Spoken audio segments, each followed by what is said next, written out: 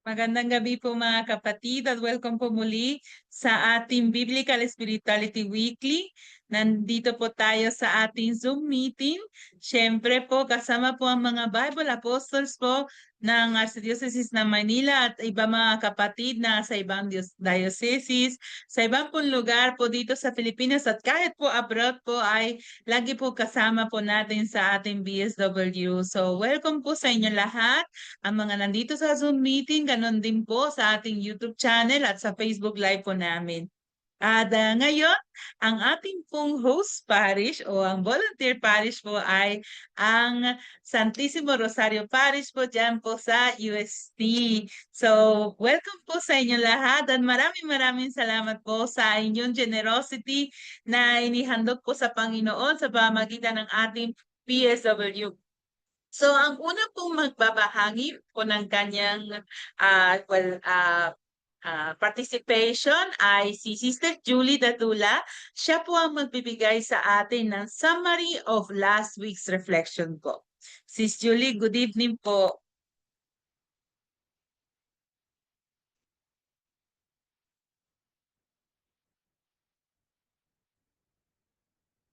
Good evening po, sisters. Good evening po si Julie. Ayan. Yan.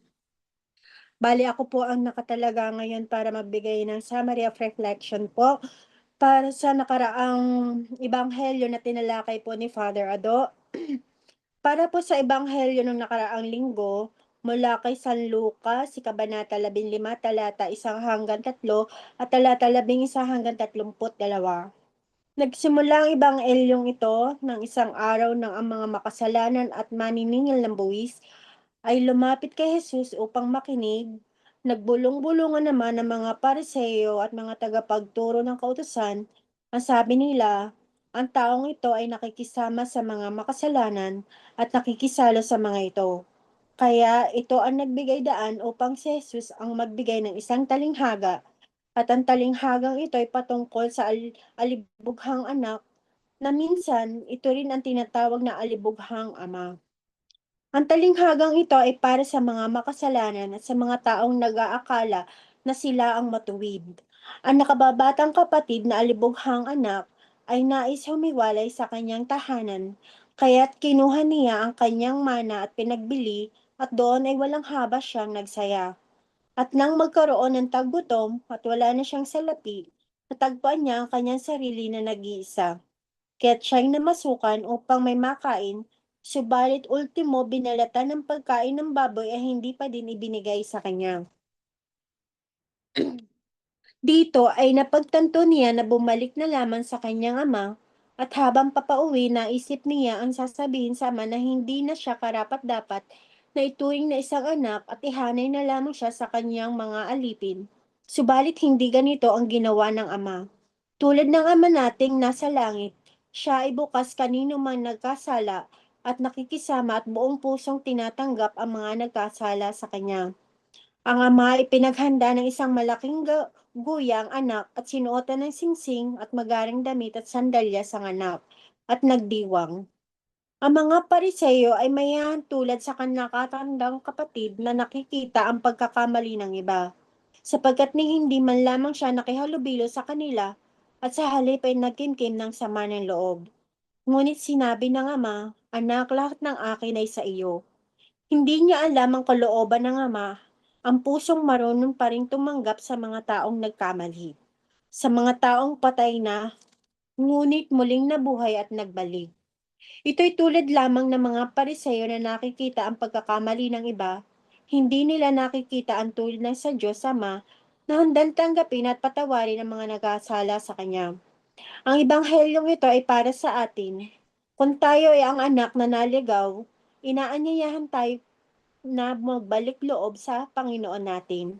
At kung tayo man ay ang nagkakatandang kapatid, inaanyayahan tayo na magkaroon ng puso ng tulad ng isang ama. Magkaroon ng kalikasan ng Diyos na kaya makipagdiwang sa pagbabalik ng mga nawawala nating kapatid. Sa ngalan ng Ama, ng Anak, ng Diyos Espiritu Santo. Amen. Yun lamang po, Maraming magandang salamat po, buhay po. Sis Julie. At ngayon tayo po ay magpapatuloy po sa ating opening prayer na pamumunuan po para sa atin ni Sis Cheryl Tan po. Sis Cheryl. Ako na, Rolet. Opo, Sis Cheryl. Sis Let. Okay po. Okay na po. Cheryl. Si Cheryl. Sige po, okay na po. Opening prayer po, Sis Cheryl. Sa ngalan ng Ama, sa Amen.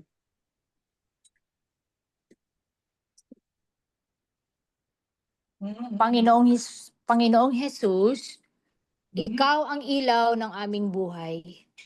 Katulad ng lalaking bulag sa Ebanghelyo, marami ring pagkakataon na kami ay nagiging bulag. Bulag sa iyong presensya, bulag sa katotohanan, at bulag sa pangangailangan ng aming kapwa.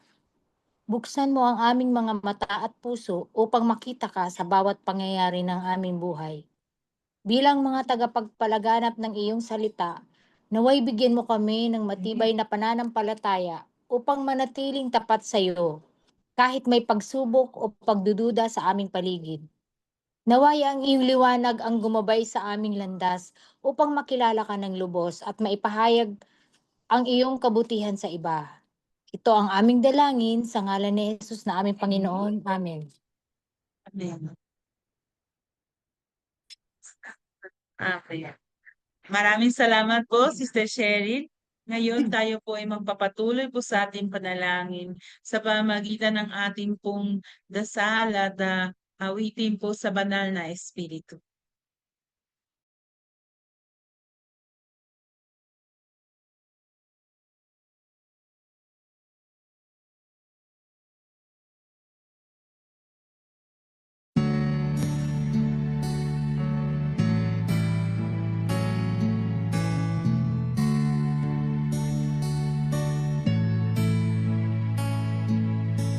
Halina, Espiritu Santo, kinakailangan kita.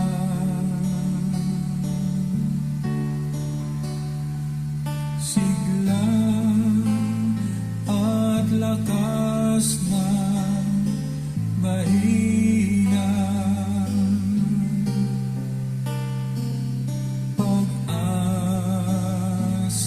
ka namin lahat.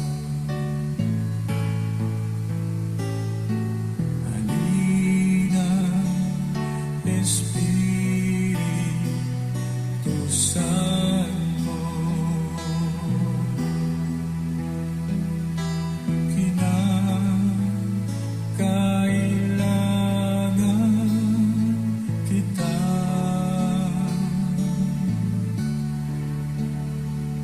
Sigla at lakas ng mahina, pag-asa ka namin lahat.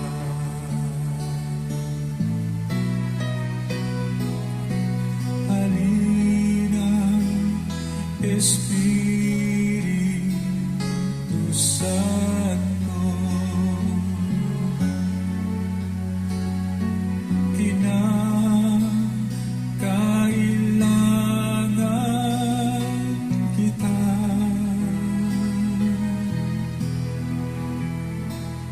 Sigla at lakas ng mahina,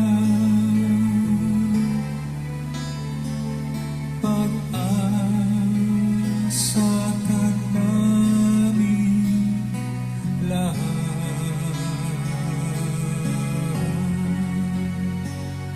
Pag-asa ka namin lahat.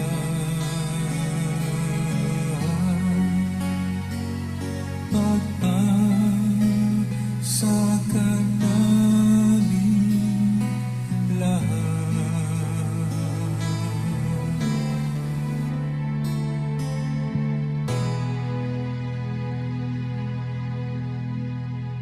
Ngayon, tayo po ay makinig sa magpapahayag ng mabuting balita sa darating na linggo na babasahin po para sa atin ni Sis Bessie Fabia. Good evening po, Sis Bessie. Sister Lacey, ako na po babasa. Sige po, Sister Po. Let. Okay Opo. po, Sister Let Escaler po. Ang pagbasa sa mabuting balita ni San Juan. Ang mabuting balita ng Panginoon ayon kay San Juan. Noong panahong iyon, sa paglalakad ni Jesus, ay may nakita siyang isang lalaking ipinanganak na bulag.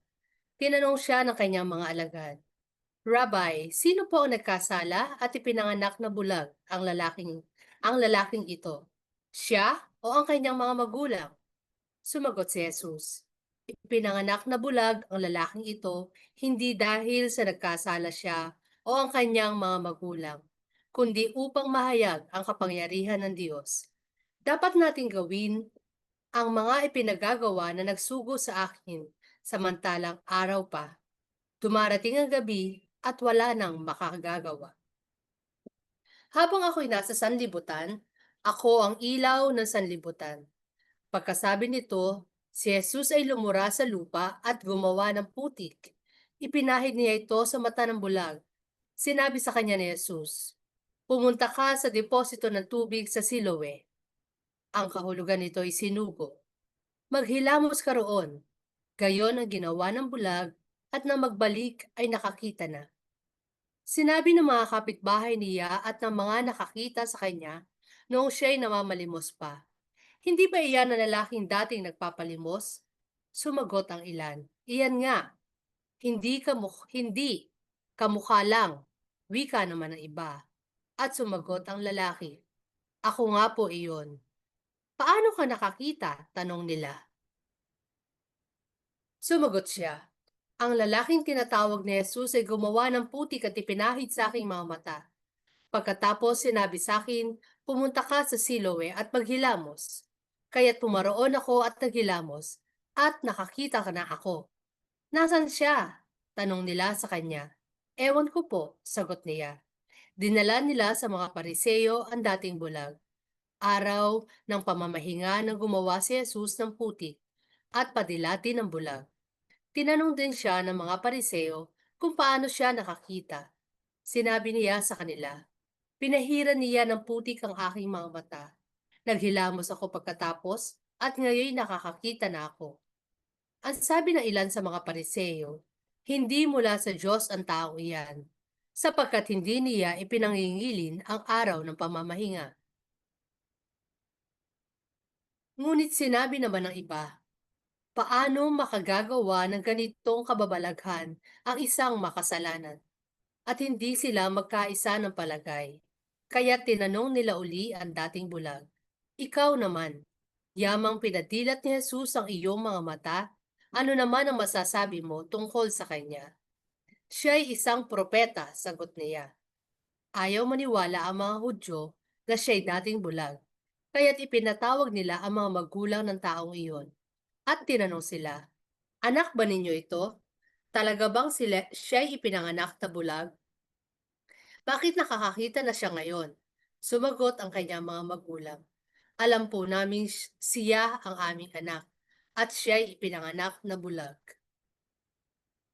Ngunit hindi namin alam kung bakit nakakakita na siya ngayon o kung sino ang nagpadilat sa kanya.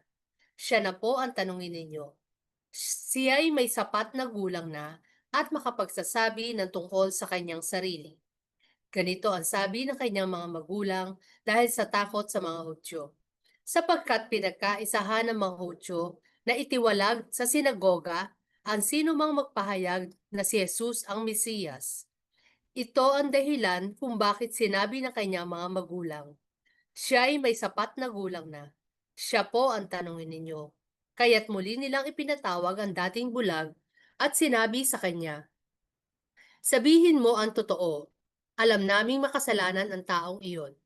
Hindi ko po alam kung siya'y makasalanan o hindi. Tugon niya. Isang bagay ang alam ko. Dati akong bulag, ngunit ngayon nakakakita na. Ano ang ginawa niya siyo? Tanong nila. Paano niya pinadilat ang iyong mga mata? Sumagot siya, "Sinabi ko na po sa inyo at ayaw ninyong pakinggan. Ano't ibig ninyong marinig uli? Ibig din ba ninyong maging alagad niya?" At siya'y inalipusta nila. "Ikaw ang alagad niya," sabi nila. "Ngunit kami mga alagad ni Moises. Nalalaman naming nagpakita ang Diyos kay Moises. Ngunit ang taong iyon na hindi namin alam kung saan nanggaling." Sumagot ang lalaki, "Iyan nga po ang katakataka. Hindi ninyo alam kung saan siya nanggaling, gayong pinadilat niya ang mga mata ko. Alam nating hindi pinakikinggan ng Diyos ang mga makasalanan. Ngunit pinakikinggan niya ang mga tunay na sumasamba sa Kanya at sumusunod sa Kanyang kalooban. Buhat sa pasimula ng sanlibutan ay wala pang nakapagpapadilat ng mata ng taong ipinanganak na bulag. Wala pong magagawa ang taong iyon kung siya'y hindi mula sa Diyos." Sumagot sila, "Ipinanganak kang makasalanan, at ikaw pa ang magtuturo sa amin?" At siya'y itinawalag nila. Nabalitaan ni Jesus na ang lalaking pinagaling niya at itiniwalag ng mga Pariseo. Kaya tinanong niya ang lalaki nang matagpuan niya ito, "Sumasampalataya ka ba sa Anak ng Tao?" Sumagot ang lalaki, "Sino po ba siya, Ginoo? Sabihin ninyo sa akin upang ako'y manampalataya sa kanya." "Siya'y nakita mo na. Siya ang nakikipag-usap sa iyo," ani Jesus. "Sumasampalataya po ako, Panginoon," sabi ng lalaki. At sinamba niya si Jesus. Sinabi pa ni Jesus, "Isang kahatulan sa sanlibutan ng pagparito ko, upang makakita ang mga bulag at mabulag ang mga nakakakita." Narinig ito ng ilang Pariseyong malapit sa kanya at siya'y tinanong, "Ibig mo bang sabihin, bulag din kami?" Sumagot si Jesus, "Kung kayo'y bulag, wala sana kayong kasalanan. Ngunit sinasabi ninyong nakakakita kayo, kaya't nananatili ang inyong mga kasalanan." Ang mabuting balita ng Panginoon. Pinupuri ka namin, Panginoong Hesukristo. Maraming salamat po, Sister Let. At ngayon tayo po ay magpatuloy po sa ating pagninilay sa pamamagitan ng awitin na ito.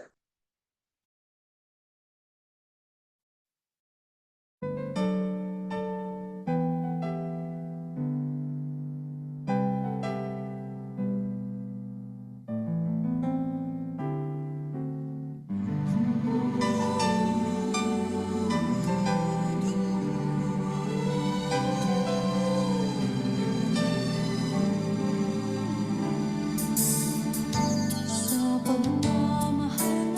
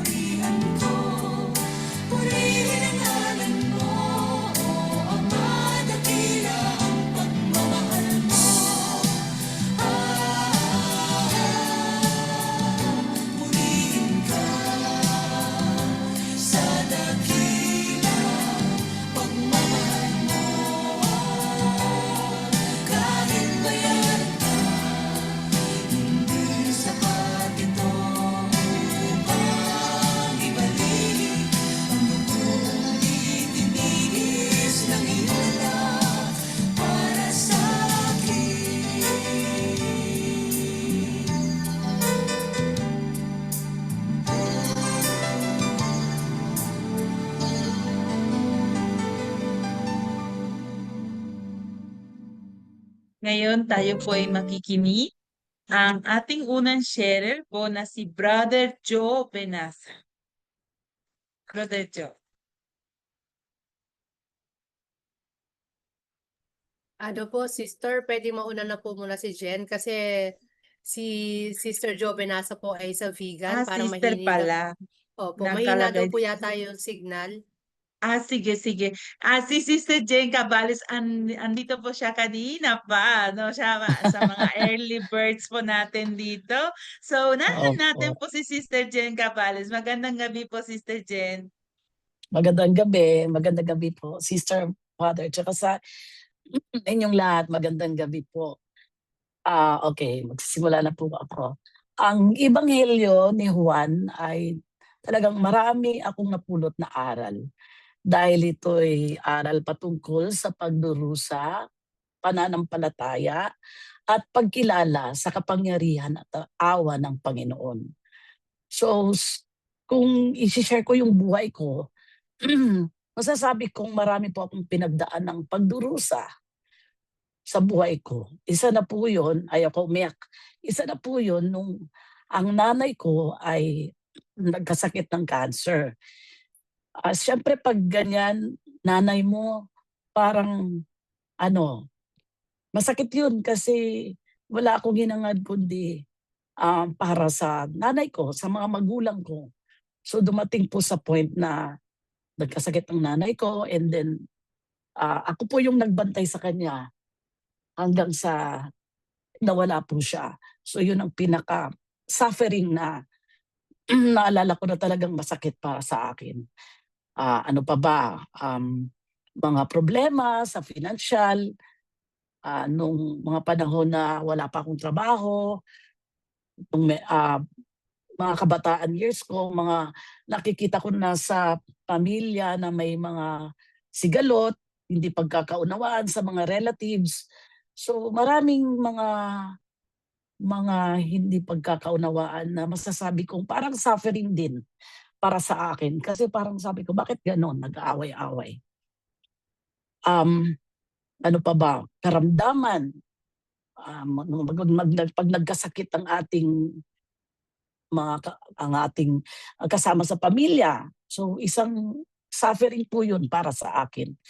At marami pa pong iba. So ano ba ang kaibahan po nung siguro i-differentiate ko lang nung hindi pa po ako active sa church. So nung hindi ako active sa church, parang sa akin, grabe, ano ba to? Bakit ganito sa Lord? Puro na lang suffering. Lagi na lang siyang nagbibigay ng problema, parang walang katapusan. Bakit ganon? Mabait naman ako, naksa mabait. Para sa akin, mabait ako. Parang ganon. So, nagpapasalamat ako kasi dinala ako ng Diyos na mapalapit sa Kanya. Paano? Bigla na lang po akong nagdesisyon na mag-serve sa simbahan. At para sa aking sarili na napabilang po ako dito sa Bible Apostolate sa Santissimo Rosario at Divine Mercy dahil po ang pagkilala sa Panginoon ay lumawak, ang pananampalataya at unti-unti pong lumalim. At doon ko po naintindihan na sa pagninilay ng salita ng Diyos, lalo na itong sa Arkham din, na meron din Arkham, parang wow, parang napakapalad na may ganito pang mas malaking organization. Parang lahat ng ay nagsama-sama. So unting lumalim at yung pag-attend ng mga Bible study, like meron po kasi kaming face-to-face and face-to-face Biblia Arazal at iba-ibang gawain at paglilingkod sa simbahan. Lahat po ito ay nagbigay ng liwanag na hindi lang sa aking mata, kundi sa puso at sa kaluluwa ko. Ibig sabihin, doon ko naintindihan na kailangan pala talaga nating mag-suffer in order na ma-realize natin na there is somebody else up there na talagang para makilala mo siya. Na yung pala, I mean, darating na ipaparealize sa'yo na meron ng Diyos. Hindi tatambay ang problema, ang pagdurusa. Hindi tatambayan at wag mong tambayan move on. At yun nga, yun nga, sa pag-attend ng ganito, mas lalong yung worry nalilesen. At talagang totally nasabi ko, ay, alam ko Lord, ano lang to, hindi naman to tatambay, aalis lang tong problema na to. So, yun. So, dahil si Jesus ang ilaw na nagbigay ng liwanag sa ating buhay, natuto akong hindi lang basta maniwala, kundi magtiwala ng lubos sa Kanya. So, ngayon, presently, gusto ko lang pong isundot ng, in short, ano lang, ang aking asawa po kasi ay isang overseas Filipino worker. Medyo na matagal po siyang nabakante. So talagang during this time na nabakante siya, eto na naman, may struggle na naman po kaming hinarap. Struggle in terms of financial, syempre hindi maiwasan po yung may konting hidwaan dahil lalo na sobrang active ko rin po sa church. Minsan sabi, wag, ano ba yan, parang lagi ka na lang nandun, parang ano yan, araw-araw may ginagawa kasi nagkataon talagang marami po kaming ginagawa. So sabi ko sa asawa ko, alam mo, ano, talagang kung ito na talaga yun eh. Parang mas lalo tayong mag-ano kay Lord kasi ito, dahil naranasan ko na minsan na sinubukan ako, nag-suffer ako, pero nalampasan ko lahat yun. Tapos ito, I'm sure malalampasan ko na naman. Lalo na marami na po akong pagdaan ng pakikinig galing sa pare at iba-iba pang mga napapakinggan ko at yung pagdinilay lagi. So, mas lalo pong parang sa akin, ay, kayang-kaya ko tong problema na to. So, timely enough na ngayon po, parang nagkaroon lang po ako ng konting, ano na naman, yung parang nag-worry na naman po ako kasi kung kailan pong alam naman po nating lahat, kailan po nagkaroon ng digmaan dun sa na parang naapektuhan din po ang Middle East, bigla naman po siyang tinawagan para po magkaroon ng trabaho. Parang sabi ko, ay, kaya mo talaga Lord, ba't ganun? Parang nakaka-worry naman. Di ba? May mga gera, ano, paano kung yung eroplano? Parang mga ganun ang naiisip ko. Pero again, dahil lumalim na ang aking sa Panginoon, lagi kong sinasabi, ay, malalampasan ko ito, Lord. Alam kong kaya mo siguro paalis na rin ang asawa ko kasi alam kong dahil marami na rin po kaming problemang dinaranas lalo na sa financial na aspeto. So sabi ni Lord, eto na, siguro naman magiging kampante ka na, sige, ito, hindi ka tatambay dyan sa problema mo na yan o problema ng pamilya mo. So syempre nabalot kami ng pag-alala kasama ng mga anak ko, takot ang pag-alinlangan kung tutuloy ba o hindi. Pero let's face the reality na wala eh. Kailangan pong umalis ng isang ama ng tahanan para po ipagtaguyod ang pag-aaral ng aking mga anak. At yun nga po, kasi siya po yung padre ng tahanan, siya po yung kailangan mag-provide din talaga para sa pamilya. So doon ko po, na-realize ko na ang tunay na pananampalataya ay dapat manatiling matatag kahit may takot o pagsubok. So in the end, we decided to surrender to God everything. So yun po ang aking may share lang po sa inyo at meron pa pong susunod mag-share. So salamat po at sana po lahat po magdadasal para po sana yung tensyon ay matigil na rin po. Lahat po tayo magdarasal. Maraming salamat po, sister, at saka sa inyo po Maraming lahat. salamat po, Sis Jen. Thank you so much po sa inyong sharing. Sis Let, andito na po si Sis Jo o ipatuloy natin kay Father? Sister, pwede po kay Father na lang kasi nag-chat Sige po po. siya. Hindi po Aha. makakuha ng signal sa Vika. Sige. No problem. Father is ready, more than ready. So good evening po, Father Ado. We will continue po sa exposition po ng ating minamahal na director po. Salamat po, Sister Lacey, sa ating mga Bible Apostle sa Santissimo Rosario Parish ng UST. At yung ating mga kapatid na kasama rito, iba't ibang parokya. Yung iba po magkakasama sila sa isang Zoom na sa isang bahay, no? Parang eto na rin po yung kanilang gabi, no, ng pagkakaisa, pagninilay ng salita ng Diyos. And later on po yung mga ibang parish biblical apostolate natin kung ano yung naka-inspire sa kanila sa mga sharing, sa mga pinag-uusapan natin sa Biblical Spirituality Weekly. Ito naman yung dinadala nila doon sa mga chapels nila o kaya sa mga Bible sharing ng iba't ibang ministry sa parokya, no? Kaya po hindi lang po tayo yung natutulungan ng ating mga pagbabahagi na, no, nakakarating din po ito sa maraming tao, no? Ganun din po nananatili ito sa mga social media platforms na para available din po dahil marami rin po ang naghihintay, no? Ang ibig ko lang pong sabihin ay ginagamit tayo ng Diyos, no? Para tayong mga earthen vessels, mahihina, marurupok, no? Minsan ay marurumi, ngunit sa mga lupang lagayan ng ating mga katauhan ay dumadaan ng pag-ibig ng Diyos sa pamagitan ng kanyang salita. Ngayon po ay pinagdinilayan na natin yung ika-4 na linggo ng Kwaresma, no? At kung napansin po ninyo na magkakasunod po ngayong mga linggo ang ebanghelyo ay nanggaling kay San Juan, no?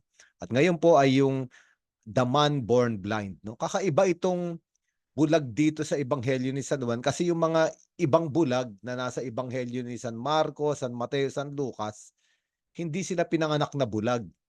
Ibig sabihin, nakakakita sila bago sila nabulag. At kakaiba ang bulag na ito na pinagdinilayan natin ngayon dahil pinanganak na siyang bulag. Ibig sabihin, hindi niya naranasan yung liwanag, hindi siya talaga nakakita, wala siyang ideya no, kung ano ang larawan ng tao, ng puno, no, ng daigdig, wala siyang ideya nun. Okay, ngayon ang unang tanong dito ng mga alagad ay, sino po ba ang nagkasala, itong taong ito o yung kanyang mga magulang? At mahalaga yung sinabi ng Panginoong Hesukristo sa simula pa lang. Hindi nagkasala ang taong ito, hindi rin ang kanyang mga magulang, ngunit siya ay bulag para maluwalhati ang Diyos. At malalim itong sinabi ng ating Panginoong Hesukristo. No, ang pagkabulag daw ng lalaking ito ay para bang magiging paraan, no, ng kaluwalhatian ng Diyos. At ayun nga yung nangyari, no? Paano dumating yung kaluwalhatian ng Diyos? Ayun nga, nung dumaan na sila sa harapan ng lalaki, si Hesukristo ay lumura sa lupa, no? Yung laway. At yung laway at lupa ay naghalo na naging putik. Mahalaga itong mga elemento na ito, mga kapatid, sapagkat ang laway ay simbolo ng salita. Hindi makakapagsalita ang tao kung wala siyang laway. Ang lupa naman ay kung saan nilikha ang tao. Diba? Ito yung sa aklat ng Genesis, doon tayo nilikha mula sa lupa. So para bang pinaghalo rito yung salita at yung kalikasan ng tao. At ito yung ginagawa natin sa tuwing nagba-Bible sharing tayo, Biblia Rasal, Liturgical Bible Study, o kung nagninilay tayo ng salita ng Diyos, Lectio Divina, naghahalo yung ating katauhan at yung salita ng Diyos. At ano yung unang nangyari nung pinaghalo yung salita ng Diyos at yung lupa o yung laway at lupa, nakalikha ng putik. Ngayon itong putik na ito, dinampot ni Hesukristo at ipinahid sa mga mata netong taong bulag. At ngayon, kung ikaw yung bulag na matagal ka ng bulag, kampante, actually kampante na siya. He was very comfortable of being blind. Ayun na yung buhay niya. Hindi niya alam na meron pang ibang buhay lampas doon. No? Ngayon, para luwalhatiin nga yung Diyos, inilagay ng ating Panginoon Hesukristo ang putik sa mata ng taong ito. At sabi ni Hesukristo, maghugas ka doon sa deposito ng tubig sa Siloam. At mahalaga ito sapagkat sasabihin ng bulag, natural na maghuhugas ako. Kasi pinutikan mo ko eh. Parang hindi ako naging komportable sa ginawa mo. Kaya natural na pupunta ako sa tubig sa Siloam at maghuhugas. No? At nung naghugas nga siya ay nakakita na. At mahalaga ito sa ating mga existential na buhay. No? Sinasabi ko nga kanina, ang pagkabulag ay maaaring hindi pisikal. Actually, yung bandang huli nitong ebanghelyo, ang pinag-uusapan na ni Hesukristo, ang tinutukoy na ni Hesukristo ay hindi na pagkabulag na pisikal, kundi hindi pagkabulag na espiritual. No? Ang ibig sabihin, tayong mga tao ay maaaring maging bulag din. Ngayon ating pagnilayan, sino ba yung taong bulag? Yung taong bulag wala siyang nakikita kung hindi dilim, no? Kadiliman. At yung taong bulag na nasa dilim, ito yung tao na hindi niya alam kung saan siya pupunta. Ibig sabihin, walang layunin yung buhay. Yung kanyang paglalakbay ay walang pupuntahan. At kadalasan ng taong bulag ay nag-iisa kasi hindi niya alam naman kung may mga ibang tao sa paligid niya. Wala siyang nakikita. Maaring naririnig niya, nararamdaman niya, pero nag-iisa siya sa kadiliman. At ang taong bulag, nandito rin sa ebanghelyo natin, ay palaging namamalimos. No? At maaring hindi tayo pisikal na bulag, ngunit maaring meron tayong mga karanasan ng ganitong pagkabulag. No? Yung mga araw na parang napakadilim ng buhay, na parang hindi natin maunawaan. Diba? Minsan kapag hindi natin nauunawaan, parang wala tayong nakikita. Wala tayong nakikitang liwanag. At ngayon, dumadaan si Jesucristo sa ating buhay, katulad sa ebanghelyong ito, at nilalagyan tayo ng putik sa mata.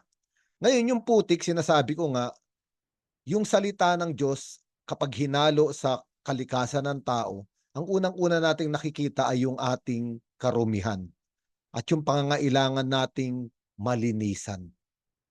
Kaya nga maganda, di ba? Minsan, wag tayong matakot kung minsan nabibigyan diin yung ating mga kahinaan, yung ating mga pagkakamali, yung ating mga kasalanan sa tuwing nagninilay tayo ng salita ng Diyos. Kasi ito naman talaga yung unang mangyayari. Makikita natin yung putik at makita natin yung pangangailangan ng paglilinis na mula sa Diyos. No? O kaya nga, itong taong ito, nung nalinisan, nakakita na siya at nagkaroon na siya ng liwanag. At ito ang mahalagang bahagi ng ebanghelyong ito. Sinabi ni Jesucristo, ako ang liwanag, no, ng sanlibutan. Ang ibig sabihin, pinapakita ng Panginoon totoo ang ating mga putik, ngunit hindi natatapos doon. Tayo ay tinutulungan niyang mahugasan.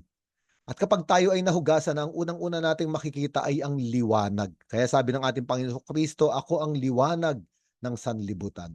At yung taong may liwanag, pwede na siyang maglakbay at alam niya na yung pupuntahan niya.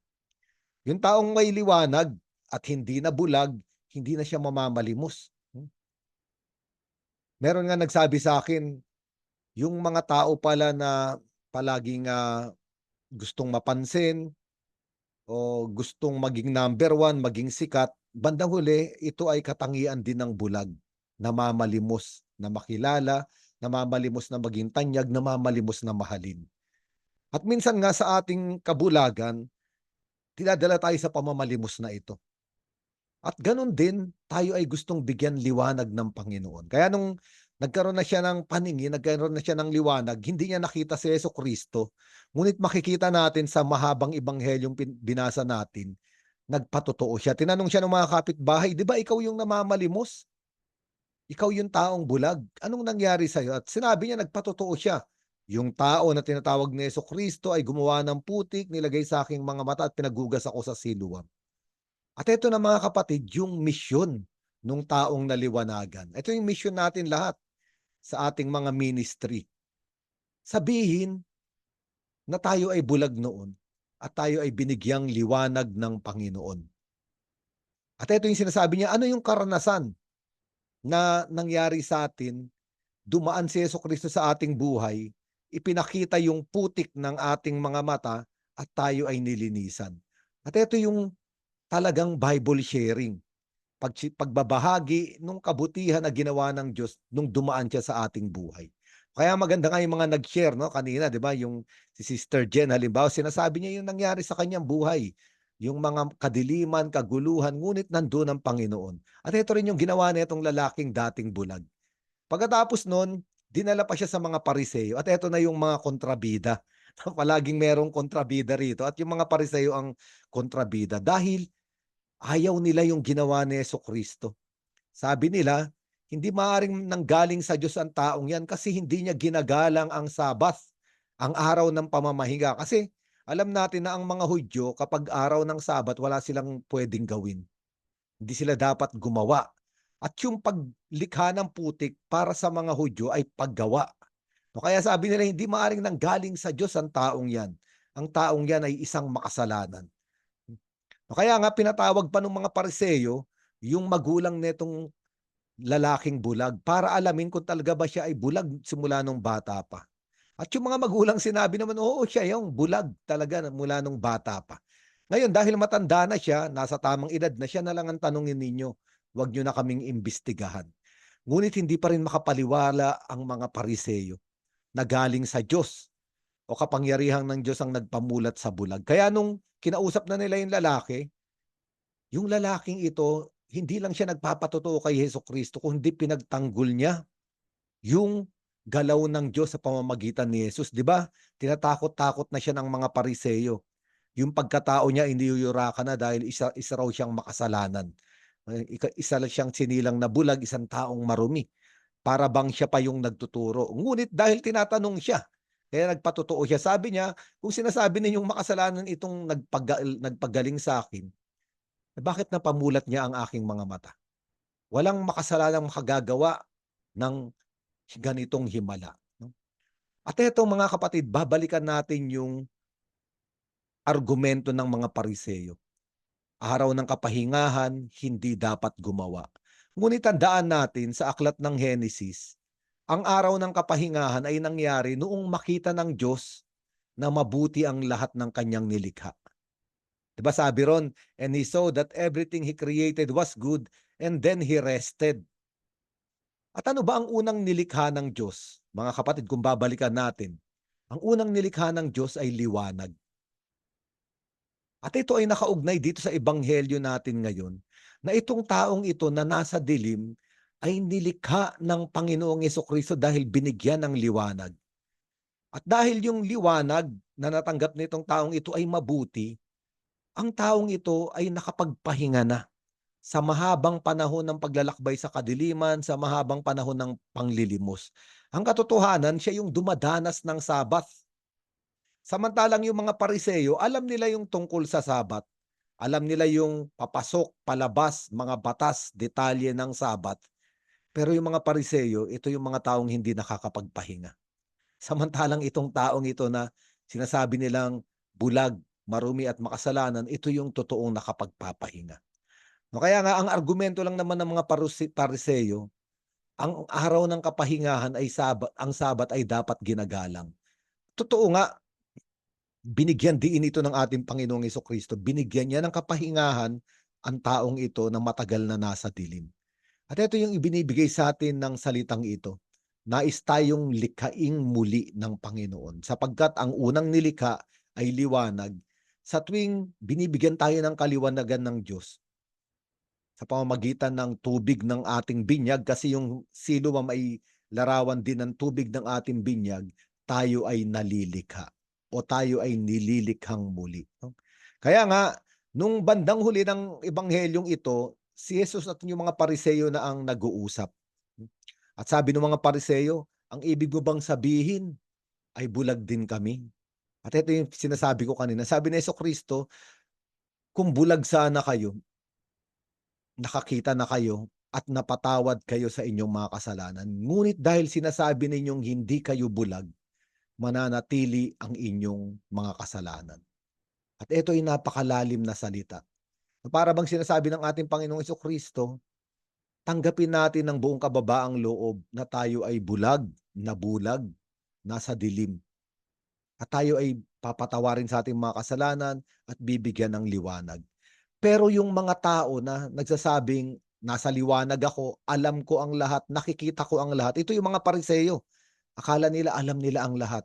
Maliwanag ang lahat sa kanila. Sila pala yung mga totoong nasa dilim. No, baligtad yung nangyari. No, kaya nga, itong ebanghelyong ito ay para sa ating lahat. Napakaganda, gustong-gusto ko yung nangyari rito. Dumaan si Hesukristo para bigyan ng liwanag yung taong nasa dilim. At ito yung ginagawa ng ating Panginoong Hesukristo sa ating pagninilay sa mabuting balita ngayong gabi. Siguro ito na lang muna mga kapatid, na tayo ngayon ay dadako na sa pagtataas ng ating mga panalangin. Napakaraming mga taong humihiling ng panalangin. Kaya ngayon mga nais magtaas ng panalangin, mag-unmute po kayo yung mga naririto sa Zoom at itaas ang inyong mga panalangin at lahat tayo ay sasagot ng Panginoon, dinggin mo ang aming panalangin.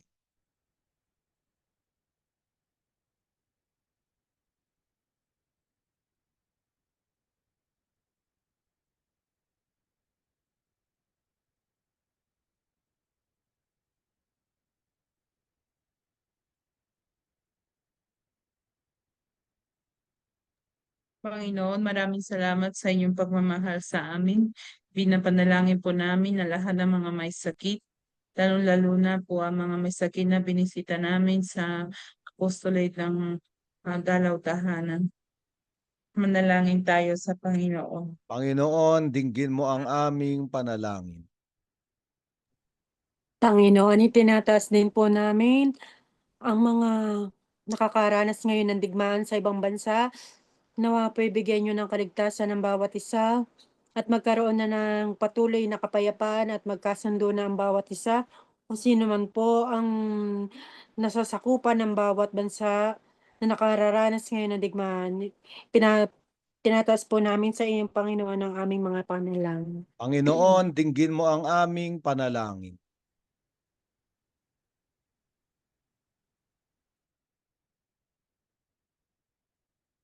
Panginoon, itinataas po namin ang mga nasa kadiliman at hindi pa lubos kayong nakilala, na sana'y dumating ang panahon na sila'y pailabas sa isang kadiliman at mapunta sa liwanag. Ito ay sa pamamagitan ng pagkilala po sa inyo. At gamitin niyo po ako at ang aking mga kasapi sa Biblia Aras dito sa Zoom, sa lahat ng nasa simbahan, na maging instrumento din po kami para po sila ay matanggal sa kadiliman at makikita ng liwanag.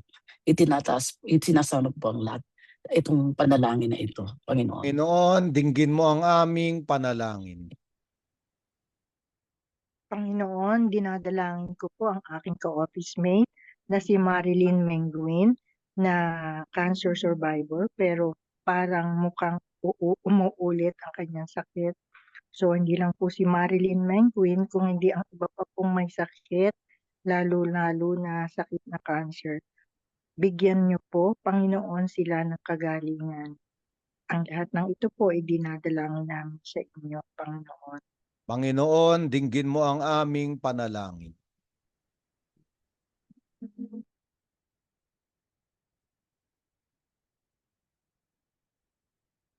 Tanggapin mo, Ama, ang mga panalangin na ito, ganun din yung mga panalangin na iwan sa aming mga kalooban sa panalangin itinuro ng iyong anak sa amin.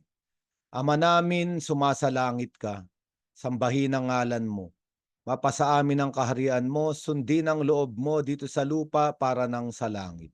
Bigyan mo kami ngayon ng aming kakanin sa araw-araw.